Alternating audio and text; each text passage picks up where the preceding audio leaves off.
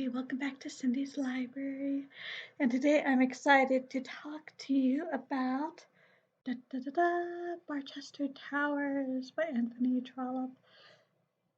This is basically a continuation of The Warden. The Warden was good, but add it to Barchester Towers and it starts becoming great because Anthony Trollope finally has the room to really expand all of the characters and explore all of the plot developments. So, what actually does happen in Barchester Towers? Well, it has been about 5 years or so since the events of the Warden, and sadly, Mr. Harding's good friend and the father of his son-in-law, the archdeacon, the bishop, he dies at the beginning of this novel. And well, the archdeacon, he has some hope of becoming bishop, but because of a change in government and such, that ends up not being the case. And so we get a number of newcomers to Barchester, principally Dr. and Mrs. Prudy. Dr. Prudy is the new bishop, at least in name. In fact, he basically does about everything his wife tells him to. She's a very strong-minded woman, and she is about as far from the archdeacon and his crowd as it is possible to be and still actually be in the same church. So that is the first point. Second point is the new bishop brings along with him a chaplain, Mr. Slope,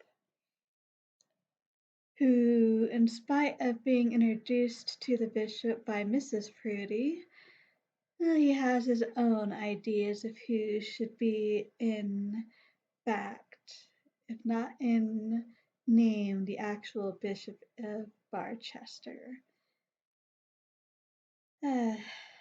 Yeah, so lots of church infighting, even though he and Mrs. Prudy are pretty close together as far as what they think the church should be.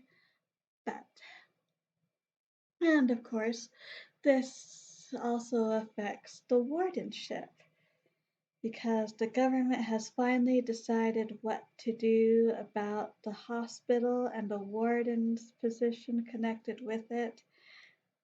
And everyone says it should be Mr. Harding's.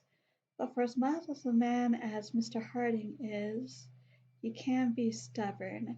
And he's not going to go be a party with the Prudys and Mr. Slope.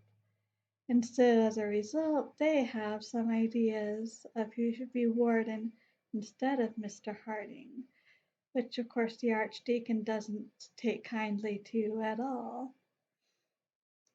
Added to this, we've got a new family in the neighborhood. Well, technically, I guess they are an old family, but they haven't been back in Britain for years. They've been on the continent for at least 2 decades, I would guess. Something like that. Oh, let's see. It is, the Stanhopes. So you have Dr. Stanhope, his wife, 2 daughters, one of who's married, and a son. And they upturn all of Barchester's social life as well. And on top of that, Mr. Slope, he not only has designs on power, he has designs on money and love. And so he is interested in Mrs. Bold, who is now a widow with a young son. Mr. Harding's younger daughter, and Signora Neroni, who is Stanhope's younger daughter, I believe, the one who is still married. Yeah, it's complicated. And it all comes to a head at the Squire's yearly party. So, oh, great story. Lots of plot twists, lots of romance, lots of church politics and regular politics, and people misunderstanding each other. And there's Mr. Arabin, who the Archdeacon recruits from Oxford to be an ally in his crusade against the Prudies. And he, it turns out, also has an interest in Mrs. Bold. So there's lots happening in this book. The best part is the fact that we get to spend more time with wonderful characters who we already know and love and learn more about them and see what happens to them while being introduced to some new characters. So, quite wonderful if you want a bit of a slower story with lots of country life in it. I'm quite enjoying the Barchester series so far. Next up, I believe, is Dr. Thorne, so that will be for March and April, hopefully. See if I can keep this up. Wish me luck.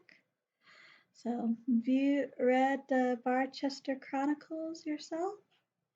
If so, what did you think of either the Warden or Barchester Towers? I'd love to hear what you thought. And I'd also enjoy any comments and suggestions. I always appreciate them. Thank you so much for stopping by. I truly appreciate spending time here with me today. And as always, I hope we all stay safe and healthy, and happy reading.